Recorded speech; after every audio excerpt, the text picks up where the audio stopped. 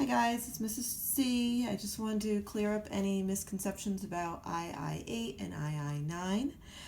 In ii8, there is a few problems like this. Like if you have a coin and it's asking you what is the probability of getting a heads and another heads. And so the videos that were on there talked about a formula.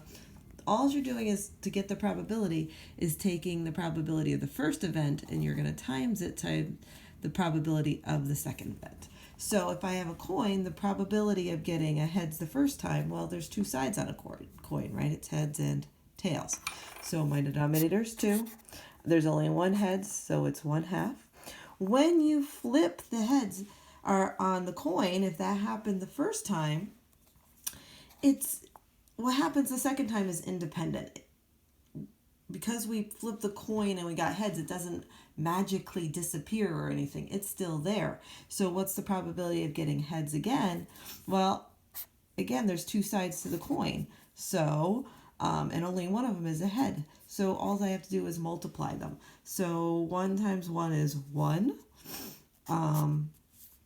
I'm going to go backwards because that's where my probability is. 2 times 2 is 4. So the probability of getting a heads times a heads is 1/4, right? That makes sense because, hey, that's, they're independent of each other. They're independent events.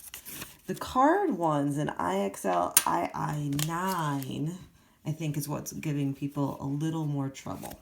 So if you take a look, it's the same kind of concept. They talked in the video about using a formula.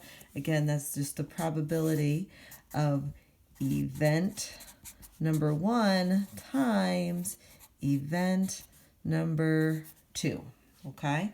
So if I say to you, hey, pick a card, any card, what's the probability of picking out a 4? Okay, well, I take a look at event 1, and there's 4 cards in here, right? And there's only one number 4. Okay, so it's 1/4 on getting that. Well, say I did pick that, and a lot of the problems say if you don't replace the card. Well, the next event they're asking you for is based on what's left in here, okay? So my first event was picking the 4, 1/4, I got that. My second event, if I'm asking you to pick an odd number, okay? So if I'm looking at this, I have how many cards left? I have 3 cards left. How many odd numbers do I have? I have 2 odd numbers, a 3 and a 5. So that's 2 out of 3, right? So to find the probability of this happening, picking out the 4 first and then picking out an odd number, I just multiply again. So 2 times 1 is 2. 3 times 4 is 12. And if I look at that fraction, can it stay that way? Nope, it can't. So I need to reduce it down, and it goes down to 1/6. Again, you can use your calculator for this. I hope you wouldn't for this problem, but you can. And that's basically it. The coin questions are independent events, 2 of them next to each other, because whatever you did for the first one doesn't matter for the second one. For card events and things with marbles and things like that, if you take something out of the bag, the first event is independent because you have all the cards.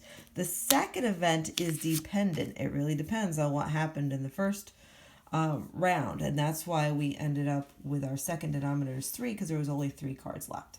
Well, I hope that cleared that up. Please email me. Set up a Google Meet if you need help, and I'm here from you. I'll talk to you soon. Bye, guys.